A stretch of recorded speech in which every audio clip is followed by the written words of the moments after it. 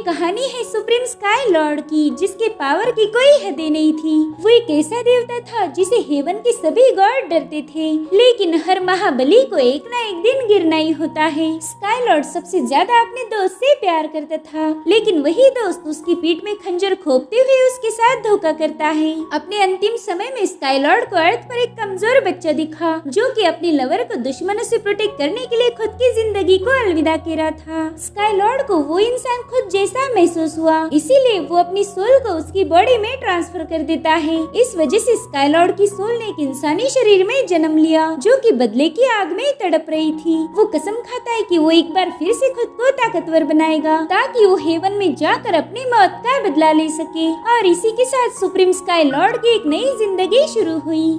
तो कहानी की शुरुआत में हमें जूटी एंड हेवनली रेल्म दिखाई जाती है, जहाँ पर कैटास्ट्रोफी के बादल छाए हुए थे। तभी युनफी नाम का बंदा वहाँ पर पहुँच गया। वो हमारे हीरो शाओ चेन को आवाज दे रहा था और अब उसे ढूंढते हुए हेवनली गेट के पास आ जाता है। तभी एक पावरफुल स्लैश अटैक के साथ वहाँ पर शाओ चेन की एंट्री हो गई। उसने आते ही अपने जबरदस्त पंचेस के साथ युनफी की पिटाई करना शुरू कर दी थी। तो युनफी उसके अटैक से खुद को बचाने लगता है, मगर तभी शाओ चेन ने अपने वेपन से उस पे हमला कर उसे नीचे पटक दिया और अब वो अपने हेवनली पंच का यूज करते हुए इसे खत्म करने ही वाला था। तभी युनफी उससे कहता है कि भाई ये मैं हूँ, आखिर तुम मुझ पर बेवजह अटैक क्यों कर रहे हो। और ये सुनते ही शाओ चेन ने अपने अटैक को खुद ही डिस्ट्रॉय कर दिया। वो युनफी से कहता है कि तुमने यहाँ पर नहीं आना चाहिए था। दरअसल शाओ चेन जूटी एंड हेवनली रेल्म का सुप्रीम मास्टर है। अब युनफी जैसे तैसे खड़े होते हुए कह रहा था कि मैं यहाँ पर क्यों ना आऊँ, मैं तुम्हें ऐसे खुद को मारते हुए नहीं देख सकता। जिस पर शाओ चेन कहता है कि ये तुम्हें किसने बताया कि मैं खुद को मारने वाला था, मैं तो कैटास्ट्रोफी को फेस करने वाला हूँ। और तभी युनफी पर एक थंडर गिरने वाली थी, तो शाओ चेन तुरंत ही अपने दोस्त को साइड में हटाते हुए उस लाइटनिंग को फेस करता है। वो कह रहा था कि मैं बस एक मामूली सा फिजिकल सुप्रीम लॉर्ड हूँ। जिस पर युनफी कहता है कि तुम खुद को कम मत समझो, तुम 9 सुप्रीम मास्टर में से सबसे ज्यादा पावरफुल हो, तो फिर तुम्हें एक बार फिर से कैटास्ट्रोफी को फेस करने की क्या जरूरत है, तुम्हारे पास पहले ही ढेर सारी पावर है। जिस पर शाओ चेन कह रहा था कि वो सारी पावर क्या काम की, मैं तो उससे थर्ड भी फॉर्म नहीं कर सकता। तो अब खुद को अपग्रेड करने के लिए मेरे पास बस एक ही रास्ता है, जो कि है इस थंडर कैटास्ट्रोफी को फेस करना। मुझे पता है कि ये बहुत खतरनाक होगा, लेकिन अगर मैं इसमें पास हो गया तो मैं तुरंत ही कल्टीवेशन की हायर लेवल पर पहुंच जाऊंगा। युनफी, अगर तुम वाकई मुझे अपना दोस्त मानते हो तो मेरी मदद करो। एक तो मैं इस कैटास्ट्रोफी को फेस करके पावरफुल बनूंगा या फिर खत्म हो जाऊंगा। इन दोनों ऑप्शन के अलावा तीसरा ऑप्शन तो मेरी डिक्शनरी में है ही नहीं। इतना कहकर वो सीधा कैटास्ट्रोफी की तरफ आगे बढ़ता है। वो जोर जोर से हंस रहा था। युनफी गुस्से में कहता है कि ये तो एक नंबर का पागल है, और फिर वो भी अपनी दोस्ती निभाने के लिए उसे फॉलो करने लगता है। जिसके बाद हमें जेनु रेल्म का टियान युआन रीजन दिखाया गया, जहाँ पर सोरिंग क्लाउड सेक्ट था। वेल, यहाँ के कुछ डिसाइपल अपने चीफ से मिलना चाहते थे, मगर चीफ के चमचे डिसाइपल्स को अंदर जाने से रोकने लगते हैं, जिनमें से एक है लियू हान। वो कह रहा था कि फिलहाल तो चीफ प्रैक्टिस में बिजी है, और वैसे भी वो तुम्हारे जैसे कमजोर डिसाइपल से नहीं मिलते। जिस पर वो बंदा कह रहा था कि मेरा चीफ से मिलना बहुत जरूरी है, हमारे सेक्ट में बाकी तीनों मेजर सेक्ट के जासूस है, वो लोग हमारे टाउन में है, और मेरे ख्याल से वो हम पर अटैक करने की फिराक में है। अगर उन्होंने कोई गड़बड़ी कर दी तो क्या तुम इसकी जिम्मेदारी उठाने के लिए तैयार हो, क्योंकि वो तो हम पर कभी भी हमला कर सकते हैं। ये सुनकर लियू हान उस बंदे को भी पीटने वाला था, मगर एक और डिसाइपल चीखते हुए उन पर जंप लगा देता है। वेल, ये हरकत उसने इनके झगड़े छुड़ाने के लिए की थी। अब ये लोग तो साइड में हट चुके थे, मगर वो धड़ाम से नीचे गिर जाता है। वो कह रहा था, भाई लोग यार आपस में लड़ाई क्यों कर रहे हो। और गाइस, इसका नाम भी शाओ चेन है। लियू हान उससे कहता है कि शाओ चेन, तुम टॉप 5 डिसाइपल में से एक हो, इसलिए मैंने इस बार तुम्हें छोड़ दिया। अगर दोबारा से ऐसी कोई हरकत की तो सबसे पहले तुम्हें ही पीटा जाएगा।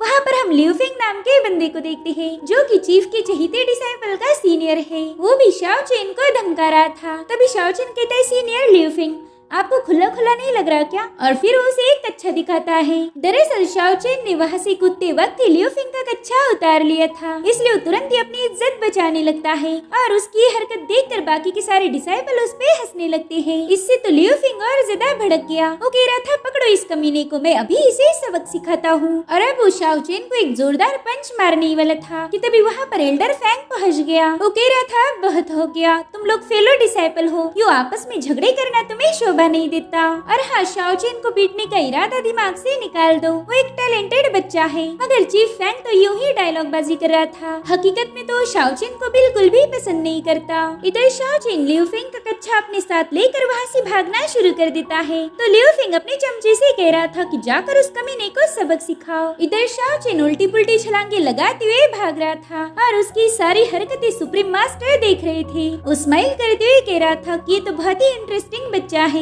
उसके साथ यूनफे भी था। वो देखता है कि शाओचेन हेवंस में होकर भी बाकी की रेल्म पर नजर रख सकता है। वो शाओचेन से पूछता है कि तुमने वर्ल्ड स्पेसेस क्रिएट कैसे की, तो शाओचेन उसे और स्पेसेस दिखाते हुए कह रहा था कि इसे 8 हेवंस कहा जाता है। इनके अंदर एक पैसेजवे है जिसका यूज करते हुए हम दूसरे रेल्म में आराम से जा सकते हैं। लेकिन बस एक बात मुझे समझ नहीं आ रही, यहाँ मौजूद हर एक रेल में मेरा फॉर्म है और इन्हीं से एक रेल में मेरा थंडर ट्रिब्यूलेशन जा चुका है। अगर मुझे ब्रेक थ्रू करना है तो इन रेल्म्स को ढूंढना पड़ेगा। जिसके बाद सुप्रीम लॉर्ड कई सारे रेल्म्स को ओपन करता है, जिसमें थी human, animal, hello, heaven and Ashura. साथ ही उसने और भी कई रेल्म्स ओपन की थी और इन्हीं में से एक जगह पर उसकी कैटास्ट्रोफी ट्रायल होने वाली है। अब यूनफे उससे पूछता है कि भाई शाओचेन, मुझे बताओ कि मैं तुम्हारी मदद कैसे कर सकता हूँ। जिस पर सुप्रीम लॉर्ड कह रहा था कि मेरे ख्याल से डिवाइन सोर्ड और काउंटेस मुझ पर हमला करने की फिराक में है और ट्रायल के दरमियान मैं उनके साथ फाइट नहीं कर पाऊंगा, तो मैं चाहता हूँ कि तुम मेरे लिए मेन गेट पर पहरा दो, बस उन दोनों को यहाँ पर आने मत देना। तो यूनफे कहता है ठीक है, बस तुम अपना ख्याल रखना। और अब वो सीधा हेवनली गेट की तरफ चला गया। इधर शाओचेन कह रहा था कि शायद मुझे इन रेल्म में जाकर ही चेक करना पड़ेगा कि मेरी ट्रायल आखिर किस जगह होने वाली है। साथ ही अगर मैं वहाँ खुद जाऊंगा तो चांसेस है कि मुझे इस दुनिया के कई सारे राज पता चल जाए। अगर इस कैटास्ट्रोफी को मैं पास कर पाया तो महाशक्तिशाली बन जाऊंगा और फिर मैं इस दुनिया से बुराई का नामो निशान मिटा दूंगा। लेकिन अगर मैं ट्रायल में फेल हुआ तो इस दुनिया से मेरा ही नामो निशान मिट जाएगा। जिसके बाद वो अपना मास्क पहन लेता है। गाइस, ये मास्क का भी एक सीक्रेट है जो आगे चल के हमें पता चलेगा। और अब शाओचेन 1 बाय 1 अलग अलग रेल्म को चेक करने लगता है। वो जब ह्यूमन रेल्म में गया, वहाँ के लोग तो उसे देखकर हैरान थे। उन्हें लग रहा था कि मानो कोई देवता वहाँ पर भूले भटके पहुँच गया हो। अब वहाँ से सीधा दूसरी रेल्म में चला गया, लेकिन कहीं पर भी कैटास्ट्रोफी का नामो निशान नहीं था। और तभी उस पर पीछे से अटैक हो गया। इससे शाओचेन बाल बाल बच गया था। अब वो वापिस हेवन में आ जाता है। दरअसल ये अटैक किया था डिवाइन सोर्ड ने। वो कहता है शाओचेन, तुम हेवनली रेल्म के ऊपर लेवल अप करना चाहते हो जो आज तक कोई नहीं कर पाया। मेरे ख्याल से तुम हमारी ऊपर वाली रेल्म में जाना चाहते हो, लेकिन मैं ऐसा नहीं होने दूंगा। जिस पर शाओचेन कह रहा था कि डिवाइन सोर्ड और काउंटेस, मुझे लगा ही था कि तुम यहाँ पर अपनी टांग अड़ाने जरूर आओगे। दरअसल ये दोनों भी शाओचेन जैसे ज़ूटियान हेवनली रेल्म के सुप्रीम मास्टर्स हैं और इन्होंने यूनफे को बुरी तरह से पीट के शाओचेन के सामने फेंक दिया था। शाओचेन तो अपने दोस्त की ऐसी हालत देखकर बहुत ज्यादा भड़क गया। वो कहता है शायद तुम्हें निपटा कर ही मुझे कैटास्ट्रोफी की ट्रायल देने जाना पड़ेगा। और अब वो दोनों भी सोर्ड एंड फिनिक्स फॉर्मेशन का यूज करते हुए शाओचेन पर हमला करने आगे बढ़ते हैं और इसी के साथ सुप्रीम लॉर्ड्स में जबरदस्त फाइट होना शुरू हो गई। शाओचेन उन पर पावरफुल हमला करते हुए कह रहा था कि तुम हमेशा मेरे रास्ते की रुकावटें बनते आए हो। और तभी काउंटेस ने फिनिक्स बर्ड से उस पर हमला कर दिया, जिससे शाओचेन जैसे तैसे बच गया था। मगर तभी डिवाइन सोर्ड उसके पीछे लग जाता है। शाओचेन उसके हर एक अटैक को डिस्ट्रॉय करते जा रहा था और फिर वो भी अपनी डिवाइन पावर का यूज करते हुए उस पे मुसलसल हमले करना शुरू कर देता है। तो इससे बचने के लिए डिवाइन सोर्ड ने वहाँ रखे बड़े से क्रिस्टल को शाओचेन पर थ्रो कर दिया, जिसे वो बड़ी ही मुश्किल से रोक रहा था। तब तक काउंटेस ने भी उस पर हमला कर दिया, जिसमें शाओचेन घायल हो गया। अब वो बड़ी ही तेजी से काउंटेस के अटैक से दूर भागते हुए सीधे एक पोर्टल में एंटर कर देता है। मगर ये दोनों तो उसका अभी भी पीछा छोड़ने के लिए तैयार नहीं थे। जिस रेल में शाओचेन पहुंचा, वहाँ पर डिवाइन सोर्ड भी आ जाता है। वो कह रहा था फिजिकल सुप्रीम लॉर्ड, तुम पहले जितने पावरफुल नहीं हो। मेरे ख्याल से तुमने अपनी सारी स्पिरिचुअल पावर को ट्रिब्यूलेशन के लिए यूज किया है। अब वैसे भी तुम कमजोर हो, तो तुम्हें खत्म करने का इससे अच्छा मौका नहीं मिल सकता। उसकी बातों से शाओचेन को हंसी आ रही थी, क्योंकि उसे पता है कि ये दोनों उसके सामने कुछ भी नहीं। तब तक काउंटेस भी वहाँ पर पहुँच गई। वो कह रही थी शाओचेन, मैंने तो तुम्हें पहले ही बोला था कि अगर तुम मेरे नहीं हुए तो तुम किसी के नहीं हो सकते। मैं तुम्हें इतना तड़पाऊंगी कि तुम खुद ही खुद की जान लोगे। इसीलिए अब मेरे सब्र का इम्तिहान मत लो। जिस पर शाओचेन कह रहा था कि हम दोनों भी सुप्रीम लॉर्ड हैं, इसीलिए हमने पुरानी बातें भूल के आगे बढ़ना चाहिए। गाइस, इससे हमें पता चलता है कि इन दोनों के बैकग्राउंड में कुछ तो कहानी थी। और अब शाओचेन अपनी डिवाइन पावर का यूज करते हुए इन दोनों पर जबरदस्त हमला करना शुरू कर देता है, जिससे दोनों दोनों लॉर्ड शील्ड बनाकर रोक रहे थे। बाद में वहाँ पर एक बहुत बड़ा धमाका हो गया। ये लोग देखते हैं कि शाओचिन तो वहाँ से जा चुका है। अब वहाँ पर तो कई सारे पोर्टल्स थे, तो ये दोनों अलग अलग होकर उसे ढूंढने चले जाते हैं। जिस पोर्टल में डिवाइन सोर्ड गया वहाँ पर तो कई सारे मॉन्स्टर्स थे। और गाइस ये रियल में कुछ पौधे हैं जो कि खुद ही मॉन्स्टर में बदल चुके थे। वो डिवाइन सोर्ड को निगलने की कोशिश करने लगते हैं। अब बेचारा डिवाइन सोर्ड जैसे तैसे उनसे बचता जा रहा था, मगर तभी वहाँ की बेलों ने उसे जकड़ लिया और इसी का फायदा उठाते हुए शाओचिन उस पर एक पावरफुल हमला कर उसे नीचे पटक देता है, जिसके बाद वो सीधा काउंटेस के पास पहुँच गया। ये बंदी तो उसे देखते ही उस पर हमला करना शुरू कर देती है, मगर शाओचिन पोर्टल ओपन करके उसी के अटैक को उसी पर डायरेक्ट कर देता है। और अब वो समनिंग आर्ट का यूज करते हुए काउंटेस पर एक पावरफुल हमला कर उसे दूसरे रेल में पटक चुका था। इस अटैक में काउंटेस बुरी तरह से घायल हो गई। थी शाओचिन, मुझे यकीन नहीं हो रहा कि तुमने मुझे इतना हर्ट किया। क्या तुम पुरानी सारी बातें भूल चुके हो? जिस पर वो कहता है कि एक तरफा प्यार का अंजाम बुरा होता है। मेरे दिल में तुम्हारे लिए कोई जज्बात नहीं। जब इंसान तबाह हुए थे तभी गॉड्स की प्रोग्रेस होना शुरू हो गई। ऐसा समझ लो कि इसी दरमियान पुराना शाओचिन भी मर चुका है, मगर हम शाओचिन की आंखों में आंसू देख पा रहे थे। मगर वो काउंटेस को अपनी कमजोरी दिखाना नहीं चाहता था। तो अब काउंटेस कहती है, ठीक है, आज तुम्हें मारने के लिए मैं खुद की कुर्बानी देने के लिए भी तैयार हूँ। तब तक डिवाइन सोर्ड भी वहाँ पर पहुँच गया। वो कह रहा था कि हम तुम्हें ट्रिबुलेशन पास नहीं करने देंगे, जिस पर शाओचिन कह रहा था कि वो तो मुझ पर डिपेंड करता है। तो अब ये लोग दोबारा से फाइट करना शुरू कर देते हैं। दोनों बिल्कुल भी नहीं चाहते थे कि शाओचिन लेवल अप करके असेंड कर पाए। इधर युनफे इन लोगों की फाइट देख रहा था। वो समझ गया था कि ये दोनों उसके दोस्त शाओचिन का पीछा तब तक नहीं छोड़ेंगे जब तक वो हार न मान ले। इधर शाओचिन उन्हें अलग अलग रॉयल में ले जाकर उल्लू बना रहा था, और वहीं दूसरी तरफ हम उसके ह्यूमन फॉर्म को देखते हैं, जो कि अभी भी लियोफिंग का कच्छा लेके भाग रहा था। वो कहता है, यार अब प्लीज मेरा पीछा छोड़ दो ना, मैं भाग भाग के थक गया हूँ। और तभी लियोफिंग उस पर एक सेंटीपेड छोड़ देता है जो शाओचिन को निगलने ही वाली थी, मगर वो तुरंत ही साइड में हट जाता है और दूसरे ही बीस्ट ने उस सेंटीपेड को निगल लिया। दरअसल शाओचिन भागते भागते फॉरबिडन लैंड में पहुँच गया था। यहाँ पर तो पॉइजनस इंसेक्ट का राज है। तो लियोफिंग के साथ ही कह रहे थे कि हम यहाँ पर नहीं जा सकते। अब लियो को तो कुछ भी करके शाओचिन को पीटना था, इसलिए वो कह रहा था कि ये कोई खेलने की जगह नहीं, इसलिए जल्दी से बाहर आ जाओ। तो शाओचिन उसे कहता है, सीनियर, अगर आप अपना कच्छा वापस चाहते हो तो यहाँ आकर ले लो, लेकिन मैं बाहर नहीं आने का। उसकी बातों से लियोफिंग तो अब बहुत ज्यादा भड़क गया था। वो शाओचिन को मारने के लिए फॉरबिडन लैंड में जाने के लिए भी रेडी हो गया, मगर उसके चमचे उसे रोक रहे थे। और तभी कोई उन पर पत्थर फेंकने लगता है। ये देखकर लियोफिंग कह रहा था कि ये हरकत जिसकी भी है वो सामने आ जाओ। अब तो उसके चमचे भी डर गए थे, क्योंकि ऑलरेडी ये इलाका फॉरबिडन था। वो कहते हैं कि हम इस बेवकूफ शाओचिन के लिए अपनी जान नहीं दे सकते। तो लियोफिंग कहता है, ठीक है शाओचिन, आज तो तुम बच गए, लेकिन तुम कभी न कभी तो सेक्ट में वापस आओगे। उस वक्त देखना मैं तुम्हारा क्या हश्र करता हूँ।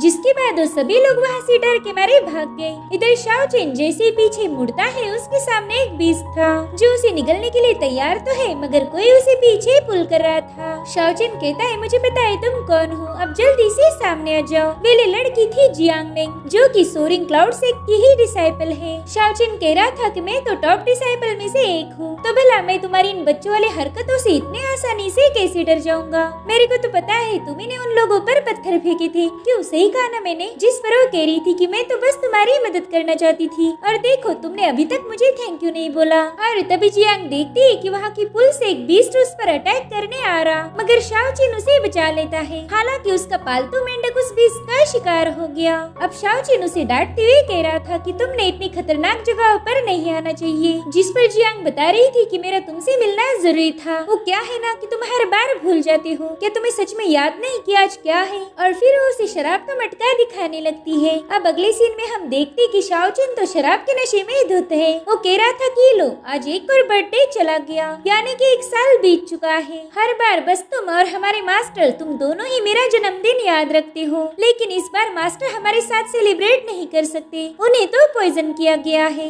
और उनकी जगह पर फिलहाल एल्डर फैंग काम कर रहा है। और उस एल्डर फैंग की वजह से मुझे तो लगता है कि हमारा सेक्टर बिल्कुल भी सेफ नहीं। यहाँ पर फिलहाल तो खामोशी है, लेकिन इसी में बहुत बड़ा खतरा मुझे महसूस हो रहा है। तो जियांग परेशान होकर पूछती कि हमारे मास्टर ठीक तो हो जाएंगे ना? जिस पर शाओचिन कह रहा था कि अरे तुम फिक्र मत करो, इतना सा पॉइजन हमारे मास्टर का कुछ भी बिगाड़ नहीं सकता, और वैसे भी वो तो बस पॉइजन होने का दिखावा कर रहे हैं ताकि हमारे सिख के गद्दारों को पकड़ पाए। ये सुनकर तो जियांग काफी ज्यादा शॉक हो गई। वो पूछती कि वाकई हमारे सिख में गद्दार है? जिस पर शाओचिन उसका हाथ थामते हुए कह रहा था कि तुम बिल्कुल फिक्र मत करो, मैं आखिरी सांस तक तुम्हें प्रोटेक्ट करूंगा। ये सुनकर जियांग सीधे उसके गले लग जाती है। और अब हमें सोरिंग क्लाउड सिख के बैक पवेलियन का सीन दिखाया गया, जहाँ पर खूबसूरत बीस फ्लाई कर रहे थे। मगर तभी शाओचिन को एहसास होता है कि वहाँ कोई है। अब वो जियांग के सामने तो वहाँ नहीं जा सकता, इसलिए वो कहता है कि तुम एक काम करो, तुम घर जाके आराम कर लो और मुझे भी प्रैक्टिस करने दो। और अब जियांग के वहाँ से जाते ही वो सीधा अपने विंडो से जंप लगा देता है। वो चुपके से देख रहा था कि उनका चीफ फैंग एक बंदे के साथ शाओचिन के मास्टर यानी कि लियांग के बारे में बात कर रहा है, और ये बंदा कोई और नहीं बल्कि हेवनली सोर्ड माउंटेन सिख का एल्डर वुफेंग था। वो कहता है कि मास्टर लियांग बहुत लकी है जो हमारे खतरनाक पॉइजन से भी बच पाया। जिस पर एल्डर फैंग कह रहा था कि आप उसका टेंशन मत लो, उसकी जिंदगी और मौत का फैसला तो हमारे हाथ में है। जिसके बाद वो वुफेंग को चाय सर्व करता है। वुफेंग कह रहा था वाकई तुम्हारे सिख की चाय तो बहुत एरोमेटिक है, ये दुनिया की सबसे बेस्ट चाय है। मगर एल्डर फैंग तो बस काम की बात करना चाहता था। वो कहता है कि बस आप हुक्म करो, मैं आज रात ही उस लियांग को खत्म कर दूंगा। जिस पर वुफेंग कहता है नहीं, अभी सही वक्त नहीं आया। देखो फिलहाल तो हमें पता नहीं कि सोल कैप्टिवेटिंग वैली और स्कॉचिंग फ्लेम सेक्ट वालों का क्या प्लान है। इन दोनों में से जो भी पहला अटैक करेगा बाकी के सेक्ट भी उसका फायदा उठाएंगे, और हम भी वही करने वाले हैं। हम सही वक्त आते ही एल्डर लियांग को निपटा देंगे। जिस पर एल्डर फैंग कह रहा था कि सीनियर वुफेंग, अगर हम लियांग को खत्म करने में कामयाब हो गए तो फिर, लेकिन वुफेंग उसे टोकते हुए कह रहा था कि बिल्कुल टेंशन मत लो, हम हेवनली सोर्ड माउंटेन के लोग हमेशा अपना वादा निभाते हैं। बस एक बार हम एल्डर लियांग को खत्म कर दे, उसके बाद तुम सोरिंग क्लाउड सिख के चीफ बन जाओगे और किसी में इतनी हिम्मत नहीं होगी कि तुम्हें अपोज कर पाए। ये सुनकर तो एल्डर फैंग सीधे घुटनों पर आ गया। वो कह रहा था सीनियर आपका बहुत बहुत शुक्रिया, मगर वुफेंग को तो कुछ और भी चाहिए था। वो कहता है तुम्हारे सिख में जियांग मेंग नाम की डिसाइपल है। इधर जियांग का नाम सुनते ही शाओचिन थोड़ा सा डर गया था। एल्डर फैंग कहता है कि हाँ वो लड़की किसी काम की नहीं क्योंकि वो बहुत छोटी है। जिस पर वुफेंग कह रहा था कि फिलहाल तुम्हारे सिख में तीनों मेजर सिख के ढेर सारे लोग आए हैं, क्या तुम्हें जरा भी अंदाजा है कि वो यहाँ पर क्यों आए होंगे? ऑफ कोर्स वो उस बंदी को ले जाना चाहते हैं। ये सुनकर तो फैंग के डिसाइपल काफी ज्यादा हैरान हो गए। वुफेंग बता रहा था कि उस लड़की के पास सबसे रेयर हेवनली स्पिरिट की बॉडी है। ये सुन के तो शाओचिन को भी झटका लग गया, और तभी शाओचिन के प्रेजेंस को वुफेंग के ऊँट ने भाप लिया, इसलिए जोर से आवाज करने लगता है। तो वुफेंग ने तुरंत ही शाओचिन पर अपने कप से हमला कर दिया। एल्डर फैंग कह रहा था कि हमें कुछ भी करके इसे चुप कराना होगा, वरना हमारी प्लानिंग सबको पता चल जाएगी। इधर शाओचिन तुरंत ही वहाँ से अपनी जान बचाकर भागने लगता है, और एल्डर फैंग के चमचे उसका पीछा कर रहे थे। तभी वो देखता है कि जियांग वापस उसी के पास आने लगी है। दरअसल वो शाओचिन को जिनसेंग ग्रास देना भूल गई थी। शाओचिन को पता था कि अगर इन लोगों ने जियांग को देख लिया तो ये उसे तुरंत ही वुफेंग के हवाले कर देंगे। तो उन लोगों को आवाज देकर अपने पीछे बुला लेता है, मगर जियांग ने भी इसकी आवाज सुन ली। वो चुपके से देखती कि लिउफेंग और उसका साथी शाओचिन को मारना चाहते हैं, इसलिए वो तुरंत ही अपने मास्टर लियांग के पास जाने लगती है, क्योंकि बस अब वही शाओचिन को बचा सकते थे। इधर हेवनली रेल्म में सुप्रीम मास्टर की फाइट अभी भी चल रही थी। युनफे देखता है कि इन तीनों ने फाइट कर करके कई सारे रेल्म को बर्बाद कर दिया, मगर फिर भी इन तीनों में कोई भी हार मानने के लिए तैयार नहीं था। लेकिन फाइनली शाओचिन ने इन दोनों को घायल करते हुए नाइन स्काई स्लेइंग मंत्रा को एक्टिवेट कर दिया। ये उसकी सबसे पावरफुल मूव थी, जिसके एक ही पाम अटैक में दोनों भी घायल होकर अपनी रेल्म में वापस आ गए। शाओचिन उनसे कह रहा था कि तुम दोनों ने इतने सालों में जरा भी इम्प्रूवमेंट नहीं की, मगर फिर भी मुंह उठा के मेरा मुकाबला करने यहाँ आए हो। तुमने सोचना चाहिए था कि ऐसी घटिया कल्टीवेशन के साथ तुम एक स्काई लॉर्ड को हरा नहीं सकते। खैर अब जो तुमने गलती की है तो उसकी सजा भी मिलेगी। जिसके बाद वो अपनी डिवाइन थंडर पावर का यूज करते हुए उन दोनों पर हमला करना शुरू कर देता है, जिसे ये लोग एक शील्ड बनाकर डिफेंड कर रहे थे, मगर वो स्काई लॉर्ड की पावर के आगे हद से ज्यादा कमजोर हो गए। अब शाओचिन उन दोनों को मारने वाला था कि तभी अचानक से एक सोर्ड उसके आर पार हो गई। काउंटेस और डिवाइन सोर्ड भी ये देखकर हैरान थे। दरअसल ये अटैक शाओचिन के जिगरी दोस्त युनफे ने किया था। वो कहता है माफ करना मेरे दोस्त, लेकिन मुझे ये करना पड़ा। शाओचिन भी कम्प्लीटली शॉक था कि आखिर इस बंदे ने ऐसा क्यों किया होगा। तो युनफी उसे वजह बताता है। वो कह रहा था कि जब तक तुम जिंदा हो तब तक तुम हमेशा टॉप पर रहोगे और मैं तुम्हारे नौकर जैसे आगे पीछे घूमता रहूंगा, इसलिए तुम्हारा मरना तो तय था। और अब वो शाओचेन को स्पेस में फेंक देता है। वो बुरी तरह से घायल था। उसे तो अभी भी यकीन नहीं हो रहा था कि उसके साथ इतना बड़ा धोखा हुआ। युनफी के अटैक से उसकी कोर पूरी तरह से डैमेज होने लगी थी। तो शाओचेन कहता है कि युनफी तुम एक गद्दार हो, मैं तुमसे नफरत करता हूँ। तभी वो देखता है कि उसका दूसरा फॉर्म भी बुरी तरह से घायल हो चुका है। कुछ लोग उसे जान से मारने की कोशिश कर रहे थे। उन्होंने अपना खंजर निकाल लिया था जो सीधा शाओचेन के आर पार करने ही वाले थे कि तभी स्काईलॉर्ड की पावर शाओचेन में आना शुरू हो गई। इस पावर से तो शाओचेन सीधे हवा में फ्लोट करने लगा था। वो सुप्रीम मास्टर की सारी पावर को एब्जॉर्ब करके नीचे आ गया और तभी दोनों बंदे उस पर हमला करने के लिए आगे बढ़ते हैं और उसी वक्त शाओचेन ने अपनी आंखें खोल दी। उसके अंदर स्काईलॉर्ड की डिवाइन पावर्स आ चुकी थी और अब वो अपनी पावरफुल ऑरा से उन दोनों बंदों को दूर फेंक देता है। इस जबरदस्त ऑरा को एल्डर लियांग भी दूर से ही देख पा रहे थे। एल्डर लियांग कह रही थी कि पता नहीं ये रोशनी हमारे लिए ब्लेसिंग साबित होगी या फिर एक कर्स। अब ये लोग भी उस रोशनी की तरफ आगे बढ़ते हैं। इधर शाओचेन के अंदर सारी पावर समा गई, जिसके बाद वो अचानक से बेहोश होकर नीचे गिर जाता है। साथ ही स्काईलॉर्ड का मास्क भी उसके बाजू पर फिट हो गया था। अब इन लोगों को आता हुआ देखकर एल्डर फैंग के चमचे वहाँ से भाग गए। इधर शाओचेन की हालत बहुत खराब थी, जो देखकर जियांग रोने लगती है। अब तुरंत ही शाओचेन को ट्रीटमेंट के लिए ले जाया गया। एल्डर लियांग उस जगह को गौर से देखते हैं। उन्हें पता था कि एल्डर फैंग का इसमें कोई ना कोई हाथ जरूर होगा। इधर स्काईलॉर्ड बताता है कि मैं बुरी तरह से घायल था, तभी मेरी डिवाइन कॉन्शियसनेस ने जल्दी से मेरी बॉडी को छोड़कर इस घायल बच्चे को पजेस कर लिया। अब मेरे पास खुद की बॉडी तो नहीं है, मगर मैं सब कुछ ठीक कर दूंगा। काउंटेस डिवाइन सोर्ड और युनफी, तुम लोग ये मत समझना कि मैं मर चुका हूँ। मैं दोबारा से वॉइड को क्रश करते हुए ब्रेक थ्रू कर लूंगा, क्योंकि मैं कभी कोई काम अधूरा नहीं छोड़ता। मैं महाशक्तिशाली बन के तुमसे बदला लूंगा और तुम तीनों को अपना खून बहा के तुम्हारी की गई गलतियों का खामियाजा भुगतना पड़ेगा। जिसके बाद हम देखते कि सुप्रीम मास्टर शाओचेन कल्टीवेट कर रहा था कि तभी वहाँ पर दूसरा शाओचेन पहुँच जाता है। वो देखता है कि उसके माइंड स्पेस में बहुत ही स्ट्रॉन्ग एनर्जी फ्लो कर रही है, जिसे वो खुद भी छू नहीं सकता था। और तभी उसकी नजर पड़ती है सुप्रीम लॉर्ड पर। उसे देखते ही शाओचेन को सब याद आ गया कि कैसे सुप्रीम लॉर्ड ने सही समय पर उसकी मदद की। वो कह रहा था, सीनियर मैं आपका शुक्रिया अदा करना चाहता हूँ, आपने मेरी जान बचाई। लेकिन सुप्रीम लॉर्ड शाओचेन तो अपनी धुन में मगन था। वो सोचता है कि सुप्रीम लेवल की स्किल अभी भी मेरे सोल में मौजूद है,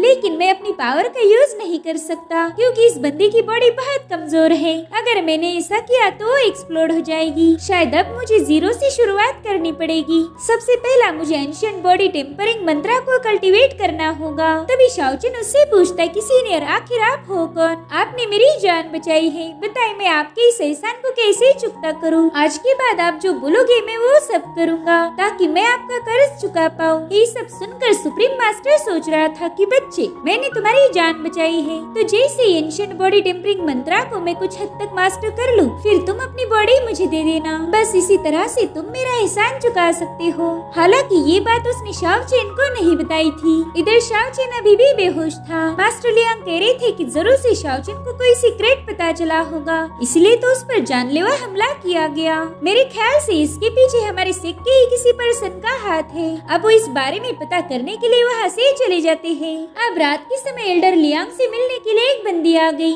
इसे हिडन मिस्ट के नाम से भी जाना जाता है और ये एल्डर लियांग की जासूस है। वो बताती है कि हमारी लिंगशाओ सिटी में बहुत सारे अजीब से लोग आ चुके हैं। मेरे ख्याल से वो 3 मेजर सेक्ट के मेंबर होंगे और उनके इरादे मुझे बिल्कुल भी ठीक नहीं लग रहे। जिस पर एल्डर लियांग कह रही थी कि शायद एक बार फिर से तूफान आने वाला है, हमें उसके लिए तैयार रहना होगा। जिसके बाद हमें लिंगशाओ सिटी दिखाई जाती है, जहाँ पर एक बंदी अपनी खूबसूरती के जलवे दिखाते हुए एक बंदे को अपने पास बुला रही थी। वो बंदा तो बस उसके इशारों पर नाच रहा था। जिसके बाद वो फाइनली उसे अपनी बाहों में ले लेता है, लेकिन तभी उस लड़की ने उस पर हमला कर दिया, जिससे वो बंदा पूरी तरीके से पजेस हो गया था। दरअसल ये लड़की सोल कैप्टिवेटिंग वैली की डिसाइपल थी। वो कहती ये सभी मर्द एक जैसे हैं। खूबसूरत लड़की देखते ही लार टपकाना शुरू कर देते हैं और इसीलिए तो मैं बड़ी आसानी से इन्हें अपना पपेट बना लेती हूँ। हम देख पाते हैं कि वाकई इस बंदी ने उसे पूरी तरह से अपने वश में कर लिया था और अब वो अपने इस पपेट का यूज करते हुए एक बंदे पर हमला कर देती है। वो पपेट सीधा उसकी तरफ भाग रहा था मगर उस बंदे ने तुरंत ही इस पपेट को खत्म कर दिया। वो कह रहा था कि इसीलिए तो मैं लड़कियों को बिल्कुल भी पसंद नहीं करता। मेरे ख्याल से वो एक श्राप है। दरअसल इस बंदे का नाम है मिंग और ये स्कॉर्चिंग फ्लेम सेक्ट का डिसाइपल था। अब वो उस लड़की से पूछता है कि बताओ तुम सोरिंग क्लाउड सेक्ट में क्या कर रही हो, जिस पर वो लड़की कह रही थी कि तुम इसके बारे में सोचकर अपने छोटे से दिमाग पर ज्यादा जोर मत डालो। और अब उसका उल्टा जवाब सुनकर इन दोनों में फाइट होने वाली थी कि तभी वहाँ पर वो फेंग आ जाता है। वो कह रहा था कि हम लिंगशाओ सिटी में मेहमान हैं, इसीलिए तुम लोगों ने खुद पर थोड़ा सा काबू रखना चाहिए वरना यहाँ हमें मुसीबतें हो सकती है। वही दूसरी तरफ यूनफी लगातार ब्रेक थ्रू करता जा रहा था और उसकी इस प्रोग्रेस को डिवाइन सोड और काउंटेस भी देख रहे थे। डिवाइन सोड कहता है कि शायद हमारा नया फिजिकल सुप्रीम लॉर्ड जल्द ही पैदा होगा और मैं उम्मीद करूंगा कि ये शाओचिन जैसे तुम्हारा दिल न तोड़े।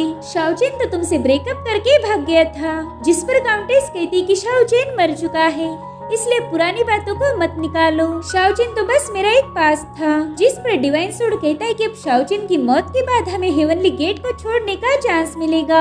हम दोनों भी ब्रेक थ्रू करके असेंड हो सकते हैं। शायद हमारी तकदीर में यही लिखा था, इसलिए तो हम उस पावरफुल शाओचिन को मार पाए। अब इन दोनों को कौन समझाए कि शाओचिन तो इनसे बदला लेने आने वाला है। वही दूसरी तरफ शाओचिन को सुप्रीम लॉर्ड की मेमोरीज के पीसेस दिखने लगते हैं, जिसे देखकर लॉर्ड काफी ज्यादा इम्प्रेस हो गया और इन्हीं मेमोरीज को देख के शाओचिन को होश जाता है। जियांग तब उसी के पास बैठी हुई थी और रोते हुए बताती कि तुम कई दिनों से बेहोश थे। मास्टर लियांग भी तुम्हारे लिए बहुत ज्यादा परेशान हो गए। अच्छा हुआ कि तुम्हें होश आ गया। वही दूसरी तरफ हमें दिखाया जाता है कि स्कोचिंग फ्लेम सेक्ट के लोग सोरिंग क्लाउड सेक्ट पर हमला करने पहुंच चुके हैं। वो कह रहे थे चलो जल्दी से हमारे स्वागत की तैयारी करो, लेकिन सोरिंग क्लाउड सेक्ट वाले उन्हें जरा भी भाव नहीं दे रहे थे, जिस वजह से उन लोगों ने तुरंत ही वहाँ पर तबाही मचाना शुरू कर दी। तो सोरिंग क्लाउड सेक्ट वालों ने भी उनके साथ फाइट करना शुरू कर दी। तब तक वहाँ पर स्कॉचिंग फ्लेम सेक्ट का मास्टर हाउली भी पहुंच चुका था। ये बंदा बहुत ही ज्यादा पावरफुल है, तो उसे वहाँ देख कर एल्डर लियांग को भी बाहर आना पड़ता है। वो ताना मारते हुए कह रही थी कि माफ करना, हम तुम्हारा ढंग से स्वागत नहीं कर पाए। और फिर क्या इन दोनों में भी फाइट शुरू हो गई। एल्डर लियांग कह रहे थे कि तुम अपने पावरफुल डिसाइपल लेकर यहाँ आए हो, इसका मतलब है कि तुम्हें यहाँ पर जरूर से कोई इम्पोर्टेंट काम होगा,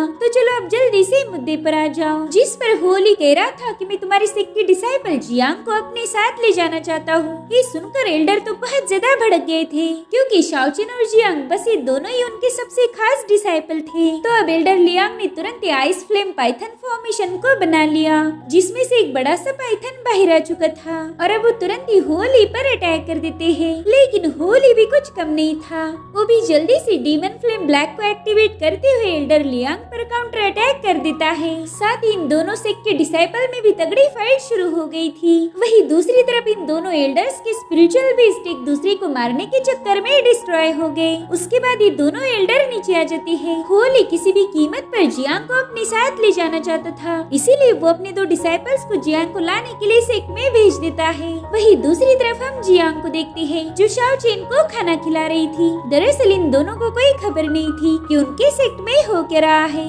और तभी वहाँ पर स्कॉचिंग फ्लेम सेक्ट के दो बंदे पहुँच जाते हैं। जियांग उन्हें वहाँ आने के लिए डांट रही थी। वो कहती है कि तुम ऐसे ही मुंह उठा के किसी के रूम में कैसे घुस सकते हो, चलो जल्दी से यहाँ से दफा हो जाओ। जिस पर डिसाइपल कह रही थी कि हम तो तभी दफा होंगे जब तुम हमारे साथ चलोगी। इधर शाओचिन में जरा भी पावर नहीं थी, तो उठते ही गिर जाता है। तभी सुप्रीम मास्टर उससे कह रहा था कि बच्चे तुम्हारी कंडीशन देखते हुए मैं तुम्हें एक सलाह देना चाहता हूँ। फिलहाल तुमने अपनी पावर का बिल्कुल भी यूज नहीं करना चाहिए, वरना तुम दूसरों को क्या खुद को भी बचा नहीं पाओगे। मैं नहीं चाहता कि तुम बेवजह मारी जाओ। तो शाओचिन जैसे तैसे उठते हुए कह रहा था कि सलाह के लिए शुक्रिया, लेकिन जियांग कोई पराई नहीं, चाहे कुछ भी हो जाए मैं उसे कभी हर्ट नहीं होने दूंगा, भले ही उसके लिए मुझे अपनी जान ही क्यों ना देनी पड़े, लेकिन जब तक मैं जिंदा हूँ तब तक उसे प्रोटेक्ट करूंगा। अब शाओचिन की बातें सुनकर उस बंदे ने तुरंत ही सोल ब्रेकिंग फायर पाम को एक्टिवेट करते हुए शाओचिन शाओचेन पर हमला कर दिया, लेकिन जियांग ने तुरंत ही शाओचेन को साइड में हटा दिया, जिस वजह से वो खुद ही इस अटैक से घायल हो गई।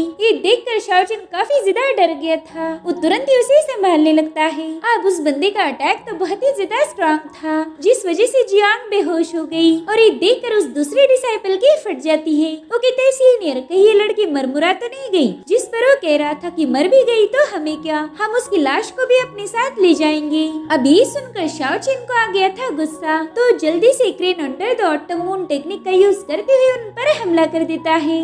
मगर शाओचेन तो पहले ही बुरी तरह से घायल था, तो उसके अटैक में भी इतनी पावर नहीं थी कि उस बंदे को मार पाए। अब वो बंदा तुरंत ही उसे डिस्ट्रॉय करते हुए शाओचेन पर ही काउंटर अटैक कर देता है। इधर सुप्रीम मास्टर कह रहा था कि शायद इसे ही मॉर्टल्स की दुनिया में प्यार में अंधा होना बोलते होंगे। ये बंदा तो इतना भी समझ नहीं पाया कि एक अटैक में ही मारा जा सकता है। लोग तो वाकई प्यार में पागल हो जाते हैं, और आज ये मैंने अपनी आंखों से देख भी लिया। तब तक शाओचेन नीचे गिर गया। अब वो सीधा अपनी माइंड स्पेस में पहुंच जाता है। वो दोबारा से उठने की कोशिश कर रहा था, लेकिन इस बार वो अपनी बॉडी को कंट्रोल नहीं कर पाता। तभी सुप्रीम मास्टर उससे कहती कि बच्चे, तुम काफी स्ट्रांग हो, इतनी खतरनाक इंजुरीज के बावजूद भी तुम बिस्तर से उठ पाए, लेकिन अब तुम्हारी बॉडी तुम्हारी नहीं रही, वो मेरे लिए एक वेसल बन चुकी है ताकि मैं दोबारा से जिंदा हो पाऊँ। ये सुनकर तो शाओचेन बहुत ज्यादा शॉक हो गया था। वो कहता ये बॉडी मेरी है तो इसे तुम कैसे ले सकते हो? जिस पर सुप्रीम मास्टर कह रहा था कि बच्चे, शायद तुम अभी तक समझे नहीं,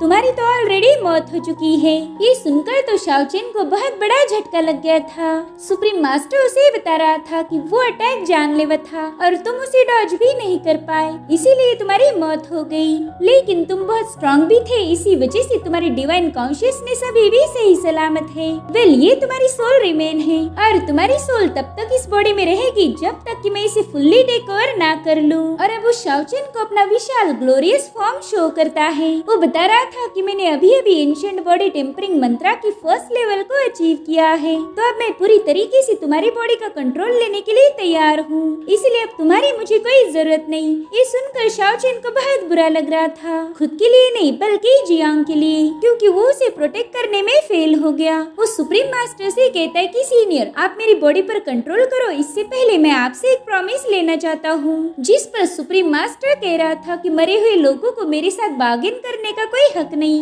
अब ये सुनकर शाओचेन को गुस्सा आ गया था। वो दोबारा से अपनी बॉडी पर कंट्रोल हासिल करने के लिए अपनी सोल को बर्न करना शुरू कर देता है। अब जब तक वो खुद हो के सुप्रीम मास्टर को अपनी बॉडी नहीं देता, तब तक वो उसका कुछ भी बिगाड़ नहीं सकते थे। और अब शाओचेन अपनी सोल पावर का यूज करते हुए दोबारा से जिंदा हो जाता है। उसे तो बस जियांग को बचाना था। वही दूसरी तरफ हम एक मोटे बंदे को देखते हैं। वे भी सोरिंग क्लाउड से का डिसाइपल है। वो एक बड़ी सी तंगड़ी खाने में बिजी था कि तभी वो देखता है कि दो लोग जियांग को अपने साथ ले जा रहे हैं। तब तक शाओचेन भी जैसी तैसी वहाँ पर पहुँच गया। अब उन बंदों को रोकने की कोशिश करता है, मगर उसमें ज्यादा पावर बची नहीं थी, तो वो बस उन लोगों को उठा उठा के पटकने लगता है। तब तक जियांग को भी थोड़ा सा होश आ गया। वो देखती कि शाओचेन उन डिसाइपल्स की लाते खा के भी उसे बचा रहा है। इधर शाओचेन पावर यूज नहीं कर सकता था, इसलिए उन बंदों को काटना शुरू कर देता है। अब इधर काटने का प्रोग्राम चालू ही था कि तब तक वो मोटो डिसाइपल भी वहाँ पर आ जाता है। शाओचेन उससे कह रहा था कि जल्दी से जियांग को यहाँ से लेकर जाओ। मैंने कहा अभी के अभी, तो बंदा तुरंत ही उसे अपने पीठ पर कैरी करते हुए वहाँ से भागने लगता है। इधर वो दोनों डिसाइपल शाओचेन पर बहुत ज्यादा भड़क गए थे, तो उसकी पिटाई करना शुरू कर देते हैं। सुप्रीम मास्टर देखता है कि ये बंदा तो मार खा खा के अपना थोबड़ा बदसूरत कर देगा, तो कह रहा था कि प्लीज मेरा लुक मत बिगाड़ो। लेकिन शाओचेन तो बस अपनी जिद पर अड़ा हुआ था। वो कहता है वादा करो कि तुम जियांग को प्रोटेक्ट करोगे, मैं ऐसे ही मार खा खा के खत्म हो जाऊंगा, फिर देखना तुम्हें कोई बॉडी नहीं मिलेगी। ये सुनकर सुप्रीम एल्डर को टेंशन आ गया था। वो कहता है कि अगर तुमने मुझे अपनी डिवाइन कॉन्शियसनेस नहीं दी तो हम दोनों भी मारे जाएंगे। मगर शाओचेन को तो इससे कोई लेना देना नहीं, वो तो बस उससे प्रॉमिस मांग रहा था। इधर वो डिसाइपल शाओचेन पर फाइनल अटैक करने वाला था कि तभी सुप्रीम मास्टर ने उस बॉडी का कंट्रोल लिया। वो गुस्से उन्हें कह रहा था कि तुम लोगों के नखरे कुछ ज्यादा ही हो गए। और फिर एक ही सेकंड में उन दोनों का काम तमाम हो गया, जिसके बाद वो लंगड़ाते हुए जियांग की तरफ जाने लगता है। इधर वो मोटू बंदा भाग भाग के थक गया था। वो अब जियांग को एक जगह बिठा देता है, लेकिन तब तक वहाँ पर वूफेंग पहुँच गया। वो कहता है कि शायद इसी लड़की का नाम जियांग है। अब वूफेंग को देखते ही वो डिसाइपल उस पर हमला करने के लिए तैयार हो ही रहा था, लेकिन इससे पहले वूफेंग ने जियांग को अपने कब्जे में लिया।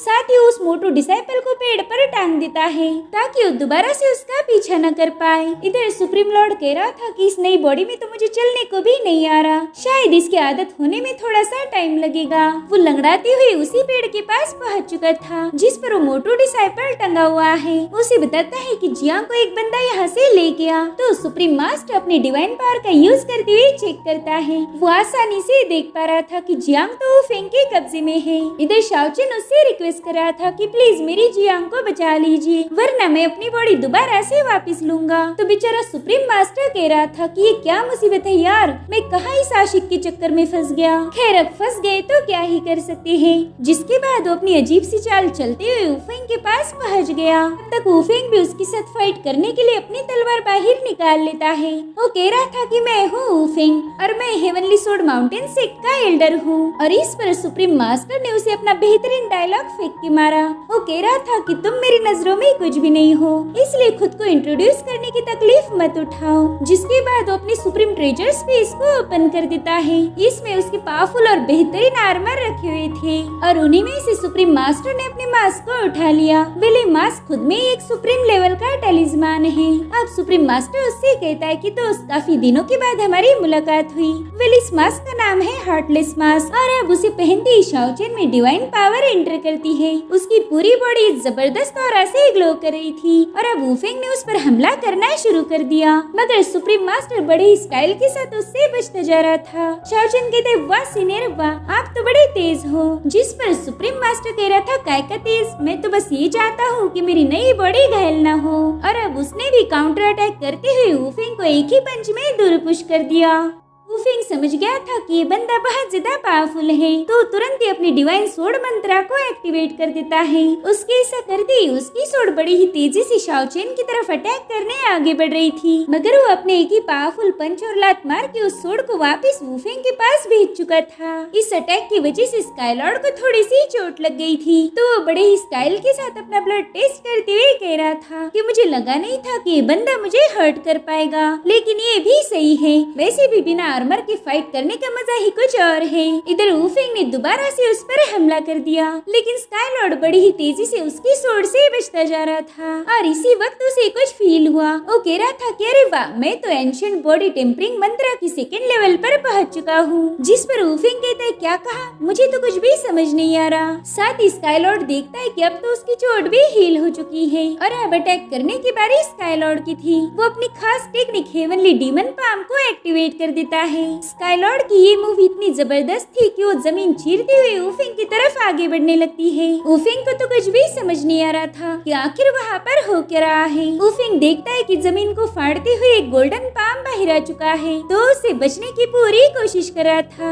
मगर फाइनली उसमें पूरी तरह से ट्रैप हो गया। सुप्रीम लॉर्ड बता रहा था कि हेवनली डीमन पाम टेक्निक एक मामूली सी मूव है, मगर है तो ये हेवन की सुप्रीम कैटेगरी की टेक्निक। तुमने तो खुद को लकी समझना चाहिए, क्योंकि तुम वो पहले ह्यूमन हो जिस पर मैंने अपनी मूव का यूज किया है। इधर वूफेंग तड़पते हुए पूछ रहा था कि भाई आखिर तो है कौन, जिस पर सुप्रीम लॉर्ड तेवर दिखाते हुए कह रहा था कि तुमने फिजिकल सुप्रीम लॉर्ड का नाम तो सुना ही होगा। जिसके बाद वो बड़े ही ब्रूटल तरीके से वूफेंग को क्रश कर देता है और इसी के साथ ये एपिसोड यहीं पर एंड हो जाता है। गाइस अगर आपको ये वीडियो जरा भी अच्छा लगा हो तो इसे लाइक और एक प्यारा सा कमेंट जरूर कर देना। Thank you so much for watching. Bye bye, take care.